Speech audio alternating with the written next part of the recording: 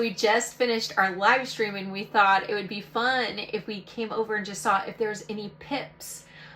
Since we are on the eve of day 21 for our hatching eggs, and it looks like, yes, there are already signs of life. In fact, we may have a chick by tomorrow morning.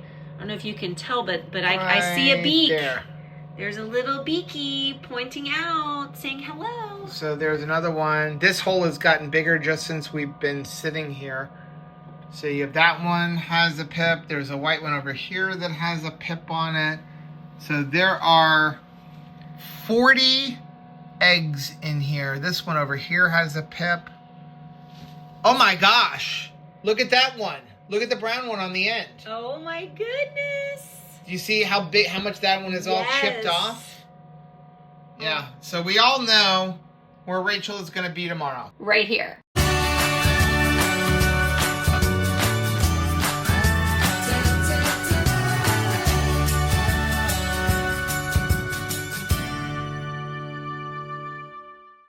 Hey, what's up, family? I'm Rachel. And I'm Joe. And we are two crazy ketos. This is the light on my face. It's not that I have like... Oh, you mean it's not this? A weird... Yeah. Like, I don't have a battle scar. And it's weird. You have like a connect the dots from the top of your head to the side of your nose.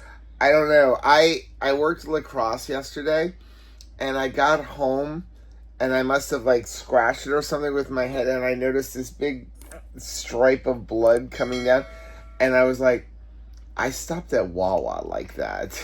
Oh, were you also in your like zebra outfit? Yes. People didn't notice your head. Oh, people didn't? No. Okay. They were looking at the zebra. Welcome back to our channel if you are new here. Today's video is going to be just pretty much what's going on with the farm and some of the food that we're eating, a little update. We've got some cool things happening today and tomorrow, so super excited about that. Been really busy lately. Lacrosse and working on the house and everything else. There is so much to do. It's interesting. Since we've moved here, there are no more just like the lazy days where you're like, I wonder if I have a purpose. What in the world do I need to do today? No, what do you think? You have 100 chickens to take care of. There's so much to do. So definitely farm life is a purpose-driven life for sure. So I need to run to the store to get some stuff. We're going to continue working on our kitchen and things. Gonna figure out something to eat because I'm kind of hungry, so I think I'm gonna make a bunch of eggs and stuff. And then tonight we're going to the animal auction. So stinking excited. Who wants a mealworm? Then they go running. Run, and then they're gonna tackle them. They have to run. So we got live mealworms. Only the white ones come over here. They're the Bessie offspring. And Floppy. Who wants one? Who wants one? You want it? Come over here. No? You don't want it? Who wants it? I got a mealworm. I got one more. As soon as they realize what they have, they're like, whoa, whoa, whoa, this is a treasure. You already had one. That's a Bessie. For sure. They're going to stick her head out. Trying to give it to the black one. Think again, friends.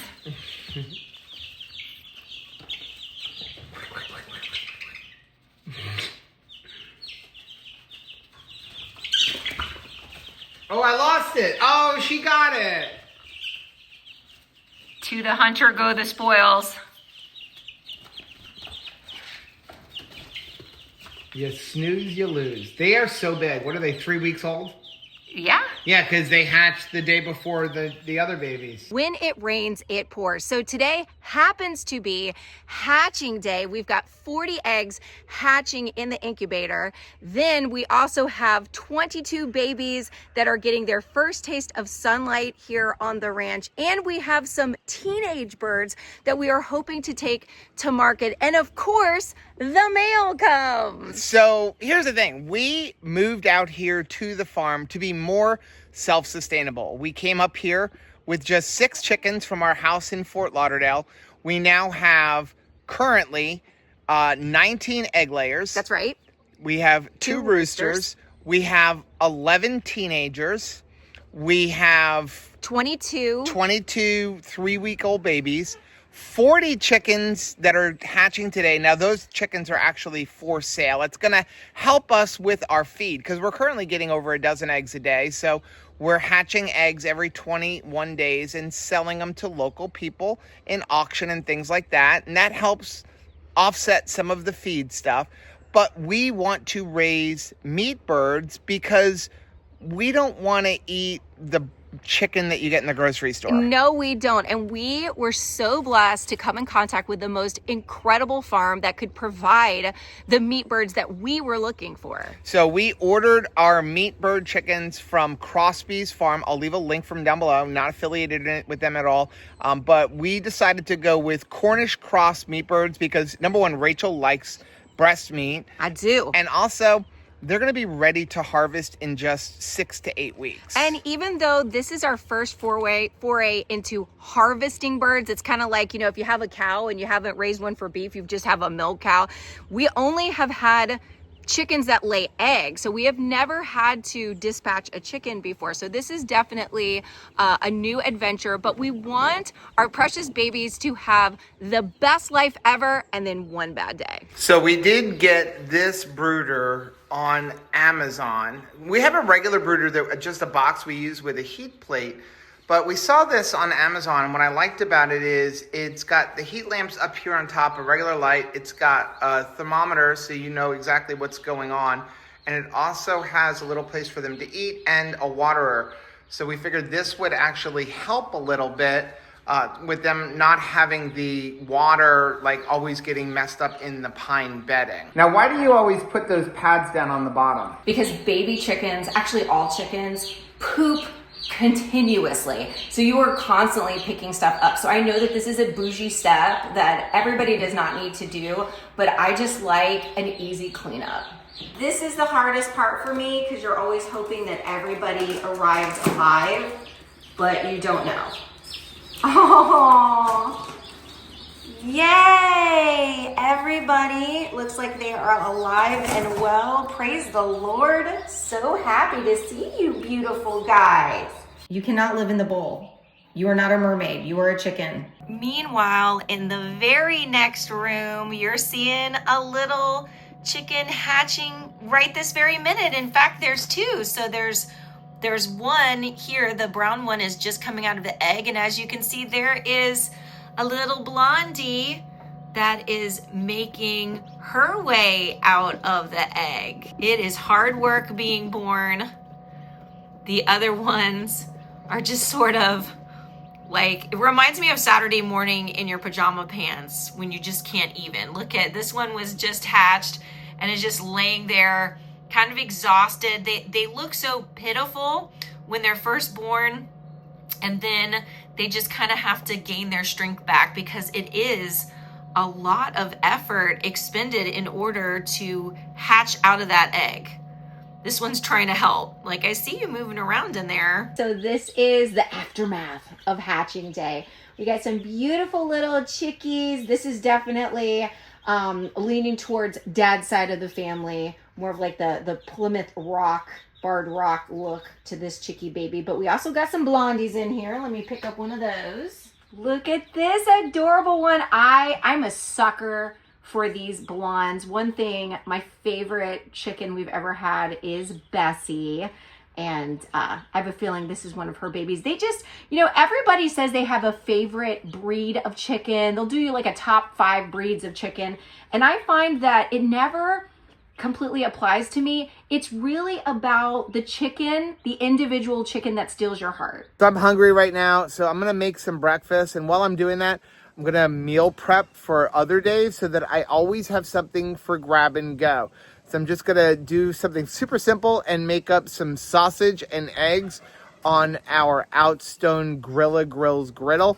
And basically just take a whole bunch of sausage, cook them up, and then do the eggs as well. One of the things that I love about this particular grill, and we're gonna have a full video about it, is that it is a grill and a griddle, and it also has the option to have both. So you can have a full grill a full griddle, or you can have this 2/3. And so what we're gonna do is just make up a bunch of sausage.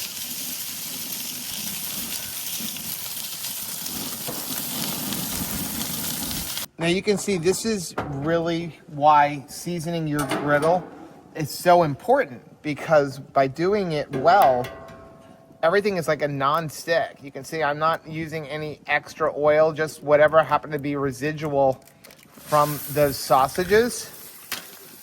But this is such a non-stick surface at this point. Got a couple little shells in there, but that's okay. A little bit of extra calcium.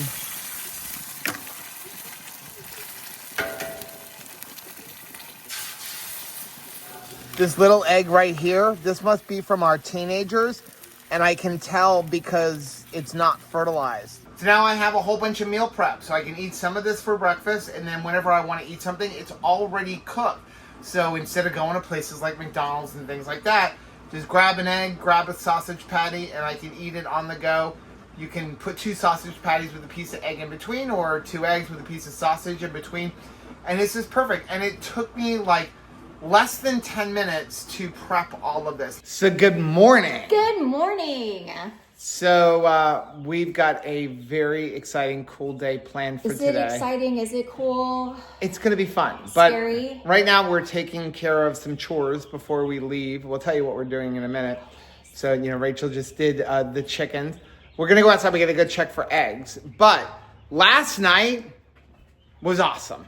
Last night was amazing. Before we go outside and do the chores, since we're in the house, why don't we show what the completed kitchen looks like without countertops? Without countertops. So here it is. We have a microwave, we have a stove and oven, so there will be recipe videos coming soon. So excited for that. I'm really excited for our nice long kitchen island where we are looking forward to sharing our food with you and also future board game nights. So let's show you how big this island is. You can see, so the island is 6 foot 5 inches long, or 8 foot 5 inches long. It's much longer than a Rachel. And then the counter is actually going to overhang this by 1 foot. So it's going to come out like that. And then you can see over here how our corner came out. Yeah. We have our refrigerator here. And then we did the big 42-inch cabinets. And then that one right there, that's a 36-inch cabinet because of the sloping roof. My favorite thing is not your $600 garbage can. It is those corner cabinets. Show this corner cabinet. I love this. I'm not a fan of Lazy Susans, so we did not get a Lazy Susan because it gives you all that room. We don't know a Lazy Susan. Like all the Susans that I know are very hardworking. And then you also have the same thing in the upper cabinet as well. So when you open up this upper cabinet, I think we have to put the shelf in. We still have a shelf to put in, yes. And then we still have to get knobs and stuff, but we haven't decided on what we're going to do with knobs. But that's what the kitchen looks like. You'll see in the next video with the countertops. So very, very cool. Let's go out and do the eggs. So let's talk about last night. We went to the auction. We went to the auction. We didn't buy anything. We did. Well, I take that back. We bought a cage. You bought a cage. Yeah, because it was a steal of a deal. So what do we do? We sold 5 of our Indian giant, what we called teenagers. They're 3 months old, so they're not laying yet. The roosters are even just coming into their, it's very much like a teenager where it's like their voice is cracking even when they try to cock-a-doodle-doo. And so, but they were super cute. They're just very big because the name is in there, right? They're giants. So how big are they? The roosters can be as tall as your dining room chair. Right. I'll put a picture in here to show you what they can look like when they get to be adults. They're a specialty breed from Brazil. Right. And so, and they're very popular here, and we're grateful that they are. So we saved out a rooster and a hen, so we will I'm glad we did that. Hatching out some more ones, but 2 of our they were definitely the big upset of the night, right? Yes. Like in the chicken world. So 2 of them sold for $105, 2 of them sold for $70 a piece, and one of the ladies sold for $50. So when we say $105, that's $105 each. Yes. And they were only 3 months old. Now if we would have raised them to be full grown, like to let them get to 5 or 6 months, probably could have gotten $200 or $300, but like bird in the hand, Bird in the hand. But we want to be able to move people around. So it was best to get rid of them now. But that was super exciting. The only thing that was not exciting is the way they do it usually is they do the small animals, and then somewhere through the night they move from the poultry to hoof stock, and hoof stock takes forever. So they got to the end of the row and said, we're going to hoof stock. And we're like, wait, what about ours? So instead of ours getting auctioned off at 8 o'clock, that meant midnight. I think ours went off at like 11:30, but people waited just to get them. Yeah. So super exciting that, they went and we got $450. Some of our ladies have been laying in here, which I'm not upset by because at least we're getting their eggs. But they just decided, I'm going to start laying over here. Those are kind of tiny. I feel tiny. like that those are from our chickens, the babies, teenagers. These are definitely from the teenagers. We do not have any chickens that lay that small. Yeah. So this is from a couple of our teenagers. And then over here, we have one of our tom turkeys. So because we're in mating season, the toms have to be separated because they kind of go at it with each other. So we let him out for a little bit during the day, but all he's going to do if I let him out is run over to the other cage to go after the tom. So this is the beautiful laying box that we have. That not everybody uses. Clearly, they like laying where they want to lay. I appreciate that they're just giving us eggs. But as much as they are supposed to put their eggs here, they lay underneath it at times. So here we have a whole bunch of eggs underneath.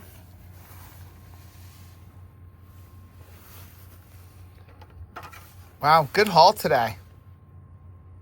Where are we at? How many do we have here? I think everybody knows what we're about to do today, and they're very worried. Right. Because how many eggs do we have here? Let's take a look at this. So we have 2, 4, 6, 8, 10, 12, 14, 16 eggs today. 17, including the one that was laid underneath your tool. Yeah, because it went through the hole. Yeah. Did you get the eggs that I laid up here yesterday? I did. Okay, you did get them.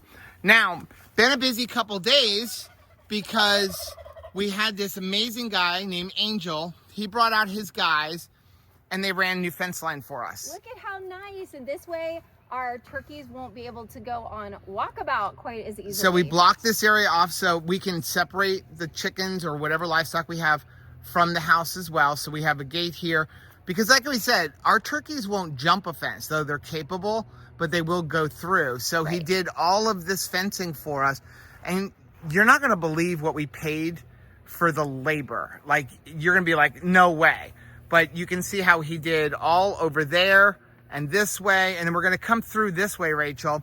What he did was he put a row of barbed wire up on top so that when we get cattle, we're protected for our cattle. So instead of running a double fence, you have the field fence on the bottom and then the barbed wire on top. And I think that that's something you're always thinking about, like when it comes to farm life, is where am I going to be? Not just like, what do I need right this second, but what am I going to need in the future? And if there's something as easy as like, hey, while we're doing the fence line, let's run some barbed wire across the fence for the future. Like, you want to just go ahead and do that right now. This was the area where our turkeys kept getting out.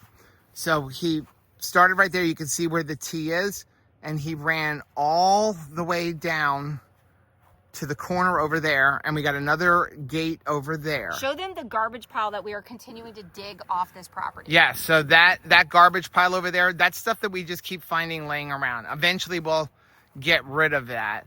But that's all just metal garbage and stuff that we can't burn and we can't like throw into a garbage can. And then this is our burn pile, boxes from the kitchen cabinets and things like that.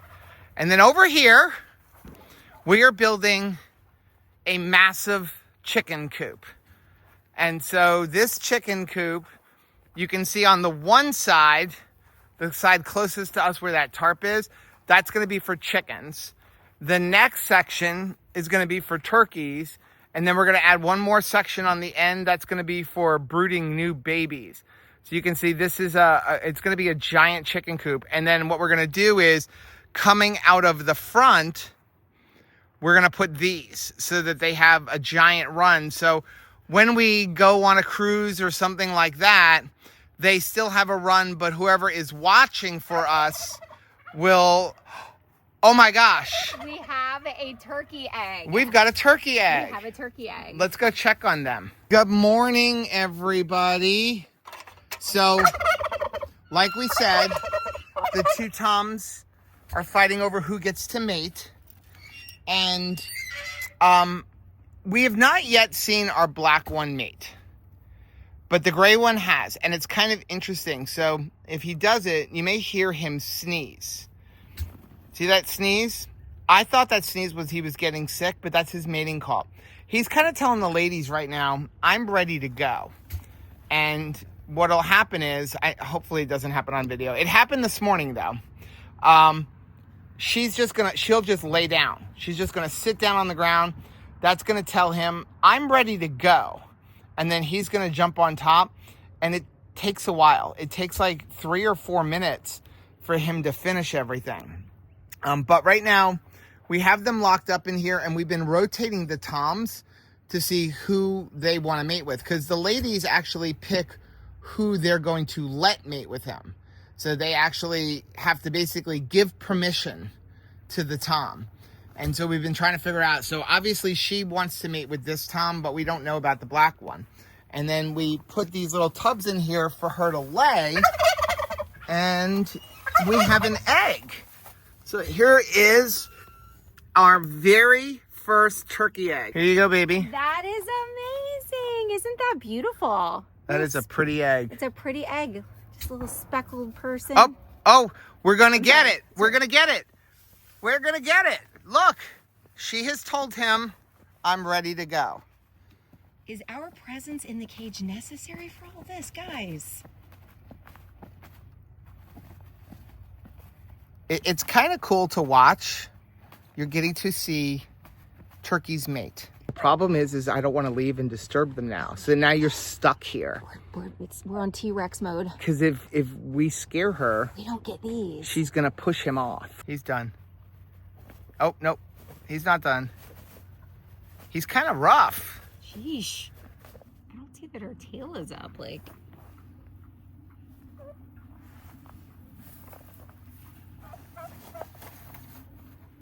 oh, she got it. I'm not going to show you what we just witnessed. But we witnessed him getting off. We're certain that she has actually been mated with. I did not need to see that. I did not.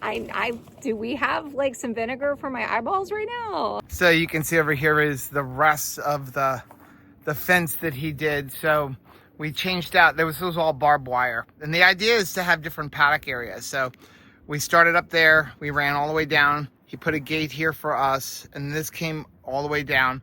And if you saw our live stream where we were talking about what happened with our wire, with our pump, this pole right here is where he drilled.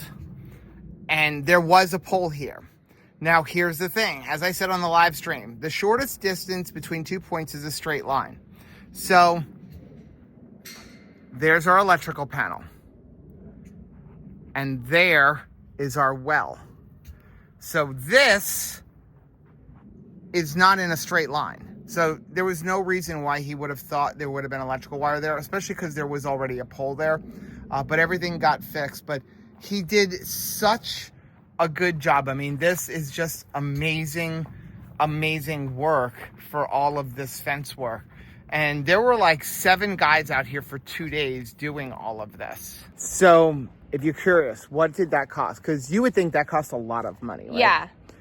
$2,000 in labor, and then we had to go and supply all of the materials. A lot of which we found already on the there property. Was some here. That we were able to repurpose. And then nice. The rest of the poles, he needed us to buy a bunch of poles and another roll of fencing and the gates. And all of that combined was like $700, of which almost $500 was the gates.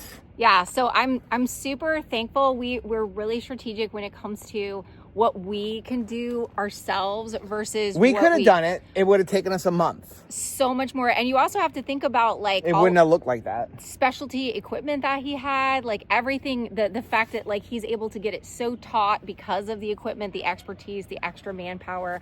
So for us, that was something that's worth it. We're building our own giant chicken house. That's not something that we're outsourcing. We're going to go ahead and do that ourselves. We're doing all of the inside of the house by ourselves. But when it came to the fencing, we just thought that that was a great place that we could spend some money and save her back. So if you're in the area in DeSoto County, Fort Myers, Port Charlotte, Sarasota, Angels Fencing. Angels Fences. Angels Fences, LLC. I will leave a link for it down below. Super nice guy, hardworking.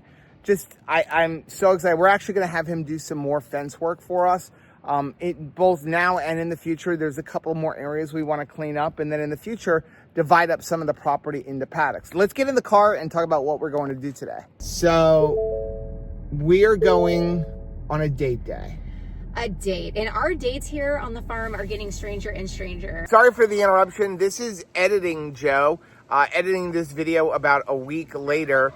And unfortunately, when we got in the car to tell you what we were going to do, the phone connected to the audio on the truck, and then it didn't continue recording what we were saying.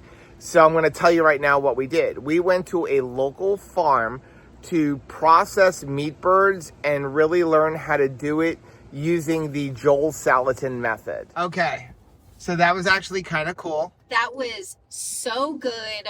Such a calm thing. What a difference when the chickens are calm, like an expert is doing it. There's just like a really good procedure like in place. It was a very calm, peaceful day of just visiting, getting to know them, cleaning the chickens. It really didn't feel like work because you're visiting. We were having a good time. And here's the thing. It's just a local farm. It's a couple. Yeah.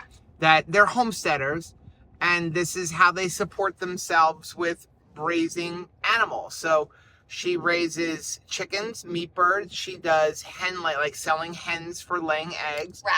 Rabbits, which is something else that I want to do. Kuni pigs. So we learned a lot about kuni pigs, which is good because that is the pig we want to do. Probably when we get back from the low carb cruises when I want to start them. And they showed us exactly how to set it up because again, they can like live off of the land and eat down a lot of our grass and that kind of stuff. Sure. And then the coolest part was, again, we talk about regenerative farming, which is our goal, is that all of the guts that came out of the chickens and the heads go to the pigs. Right. And also their cat, which does all of the mousing on the property. So it's just, it was a beautiful setup. It was a very calm day. And though it was the moment of like actually dispatching a chicken for the first time, it was. What did you think? It was. Because the deal was when we got there on the way over, Rachel's like, I can't dispatch. Will you dispatch for me, but I'll do the cleaning while we're learning? And then the lady was like, everybody has to do every station. That's the fair. deal. That is very fair. She's like, I want everybody to know how to do every station. And then after you've done every station, then you can just kind of focus on the one that you enjoy doing, the one that you think you're going to be doing. Because she said she doesn't dispatch either. Her husband does the dispatching, but she's like, I know how to do it. It was just such a calm thing, you know, picking up the chickens. They were, you know, they were all well, they were all healthy, you know, and then it's just. We learned some new coop methods. Yeah. New coop methods. We learned how to get our license to sell poultry, like butchered poultry and eggs legally. But that moment, it was over in a flash. It was like super, super quick. And within 60 seconds, 90 seconds at the most, like it was just gone. Well, within seconds, the animal's gone. And then, but the blood out in about a minute or so. It was very humane. It really was an awesome experience. So much so that we want to offer that to people. Yeah, I think that would be really cool. So what we're going to do is on our processing day, which just make sure you're subscribed to the channel and you hit the bell notification, and we'll be talking about this. We're going to offer for people to come down and process chickens with us. In exchange, you get to take a chicken with you. Hello. So you'll get a pasture-raised chicken to take with you.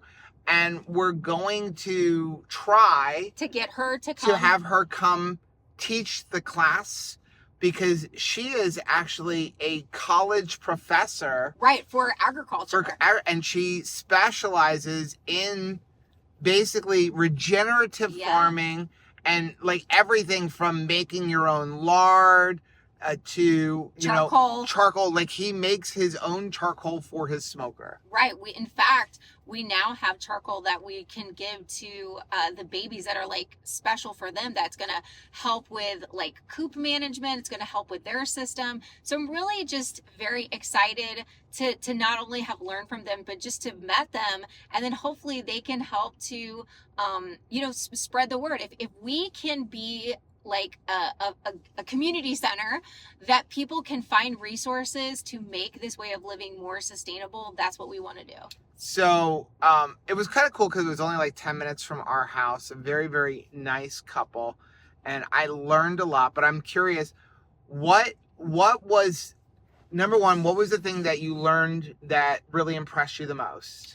Okay, so well, it's connected, so twofold. So in just the simple action of stopping their feeding and like causing the chickens to like fast for 24 hours, made it so that there was nothing like in their system to be messy. There wasn't like you were dealing with There's no poop in their system. It was crazy. And then by the time, because we're using the kill and cone method, there's no blood.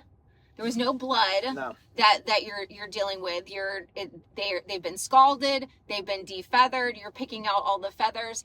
And the way that she's teaching you how to clean it, it's very it's quick, easy.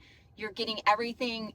I just found it to be much cleaner of a process than I thought it was going to be. Because I was going to ask you, what surprised you? What were you most surprised about today?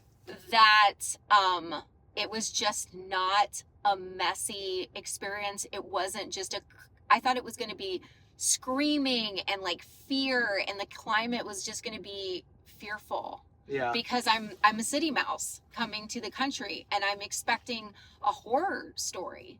But instead, it was just a beautiful day. And compare that to factory farming. It really grieves my heart, because every single one of those chickens in a factory farming situation is like a living being. And they're being electrocuted. Yeah. I mean, their dispatch process is not as humane. No, it's not. And so this was just a really beautiful, I felt like it was an honoring of their life. And now we're going to go home. And does pasture raised poultry cost more money? Yes. But like, we were holding it different. We were holding it different as like we brought it home. I just felt very much more connected to the whole life cycle. And I was very thankful for this animal sacrifice that we would be able to eat it. And I felt like in return, we gave them a very quick dispatch, Right. And so we will continue to, use every part of this bird too, because I think that, you're more careful with, you treat it better. So we're going to be using the feet. We got the chicken feet, and we got, we're going to use the bones for bone broth, and the liver, the heart. He showed you how to clean a gizzard. How to clean a gizzard. Your mother will love that. She loves chicken gizzard. She does. So you felt like you wanted to enjoy this meal. And I feel like we're always looking at what sauce and what like seasoning is going to elevate my mealtime experience. But really the quality of the food and feeling like so connected of that farm to table experience, I can just put some salt on that chicken. I do want to say, by the way, we did not film because I didn't know how okay they would be with it. But after talking to them, they might be. So maybe in the future we can like talk to them a little bit more and interview them, because of, the coolest thing was when we got there, we found out he is a almost raw food carnivore. He had cancer. Yeah. And so that affected his saliva glands. So he needs to eat almost raw because he can't process the meat right. Mm-hmm. again, she's done keto. She goes kind of off and on keto, but he eats a almost raw food carnivore diet. So the message is getting out there, guys. So for dinner today, we're gonna cook up one of the chickens that we butchered at the workshop, and we're gonna cook this spatchcock method on our Kamado Joe grill. Now, if you don't know what spatchcocking is, it's basically where you remove the backbone and you lay the chicken completely flat on the grill. It allows for a nice even cooking, and also it makes it a little bit easier because you're not dealing with a whole bird. You get to just lay it flat. So let's show you how to do this. So we have our chicken here, and what we're going to do is we're going to turn it over, and you have your backbone that comes down this way. You're going to take a set of poultry shears and basically remove the backbone. Now, I don't have my good poultry shears. They're actually packed right now, so it's going to take me a little bit more, but basically you get the idea of remove this backbone here. Now that you have your backbone removed, I'm just going to take a paper towel and try to dry this a little bit. Then we're going to go ahead and turn it over. And all you're going to do is press down so that this lays flat. And you'll hear it crack. Hear that cracking? That allows us to completely lay this bird out flat, just like this. Then I'm going to take some Redmond salt. If you have kosher, it'll work even better. But what we're going to do is we're going to just cover this thing liberally with some salt, because what we're trying to do is dry out the skin so that we can get it nice and crispy. Now what I'm going to do is I'm going to put a little bit of this G. Hughes chicken herb spice rub across the whole back to give it a little bit of flavor. Normally I would use the Redmond's organic garlic pepper, but I'm out of it right now. So we just picked this stuff up at Walmart, and we're just going to, again, cover the whole thing, and then we're going to rub it into the skin. Now what I'm going to do is I'm going to go ahead and put this in the refrigerator, let that skin dry out a little bit, and we're going to get our grill up to temperature. So the grill is about up to temperature. Now what we're going to do is we're going to take a bunch of butter and we're going to shove it up underneath the skin. And what you want to do is gently lift up the skin without puncturing it, and you're going to try to shove a bunch of butter up inside of there. So see how I'm getting it way up in there? And we're going to use a lot of butter. We're going to use close to a stick of butter, about 1/4 pound. And you want to just have a lot of butter up inside of that meat. Now that's what it should look like when you're all done, where you can see that butter through the skin. Then we're going to just put a little bit of seasoning from where I rubbed it off, trying to get that butter in there. And now we're going to go ahead and put this on the grill. Usually once I get it on the grill, I'm going to cover it with even more seasoning. This way, anything that didn't get on here after everything's all spread out, I can get on there and I don't make as much of a mess in here, especially considering I don't have my big cutting board. Now I should mention, you don't need to use a Kamado Joe. You could use any outdoor grill or even your oven. Now, if you're using something like a Kamado Joe or you're using like a regular gas barbecue, you want to do an indirect method, which means the flames are not directly below your meat. You want to have them off to the side or have some kind of heat deflector. Otherwise, you're gonna burn the meat. That's Larry over there letting everybody know that he's ready to go. But if you're using a smoker, the smoker already is generally an indirect method, like something like our Rectech or a Traeger. That's already indirect because you have like a heat deflector. You just don't want to have the meat directly over flames without something in between. For us, we're going to be using the Kamado Joe slow roller. And you want to get your oven or your grill up to a stable temperature of 350 degrees. You can see this is what I mean by an indirect method. So the flames are down, you have this slow roller, or you could have a heat deflector. And that's just so the flames don't come up and hit the chicken, especially as some of that fat starts coming off. What we're gonna do is just lay out our chicken on our grates here. So trying to do this with one hand, but you want to have it laying out just like this. And then we're going to go ahead and put a little bit more seasoning on here. Now, as I always say, we always cook to temperature and not time. But if you're curious, this is going to take about an hour to an hour and a half. We're going to go till we get an internal temperature on the breast meat at about 155 degrees and a thigh temperature of somewhere around 165 degrees. Now, in order to monitor the temperature, we're going to go ahead and use our meters. So we're going to put one probe right up here in the breast, and we're going to try to get it right in the middle of the meat. And then we're going to put another one into one of the legs for the dark meat. And now with the leg, you want to make sure you're not in bone. You want to get it right into the meat. So right about there is good, and we're going to go down to that line. So this will allow us to monitor the temperature while we're doing some other things here on the farm. Okay. Oh, look at that. Now you can see what I was talking about where I punctured the skin with the meter probe, how that skin shrunk up. But that is nice and crispy. We're gonna go ahead and take this off and let it rest for a couple of seconds. Since we already have the Kamado Joe hot, I decided to put some jalapeno poppers in here. So we have the grill at about 350 degrees, and we're gonna cook these until that bacon is nice and crispy, about 25 minutes. That looks so good. We're just gonna go ahead and divide this up. I get the bigger part. I'm just pulling out that thigh. Look at that. Oh my goodness, look at the color on that. That is gorgeous. Do you like the wings? I love wings. Do you like the wings? I like wings when we get wings, but not like this. I usually, oh, we're losing juice. Well, then I will take both wings. I like the boobs. What's it like actually cooking a bird that you dispatched? It's different, you know, to think that it's not only that we dispatched this one, you know, obviously we didn't grow this particular chicken, but to know that this is a pasture raised chicken. It wasn't involved in the feedlots. It didn't spend its life in some factory with thousands of other birds. It got to spend the last 10, 12 weeks on a pasture, eating grass, eating bugs, you know, and out in the sunshine. And to me, that is all the difference in the world. I mean, yes, are they more expensive? Yeah, of course, you know, but for me, it's worth it. And that's why we're raising them ourselves. I mean, we honestly could not afford to pay $30 a bird. There's just no way to that would be like eating pasture-raised chicken for me, for our budget, would kind of be like saying like once every few months we're going to eat a tomahawk steak. It's like that elegant. But if you can afford it, it is definitely the way to go. We can't afford it, so we're just going to raise our own. Okay, so that's yours. Exciting. There's a fork and a knife.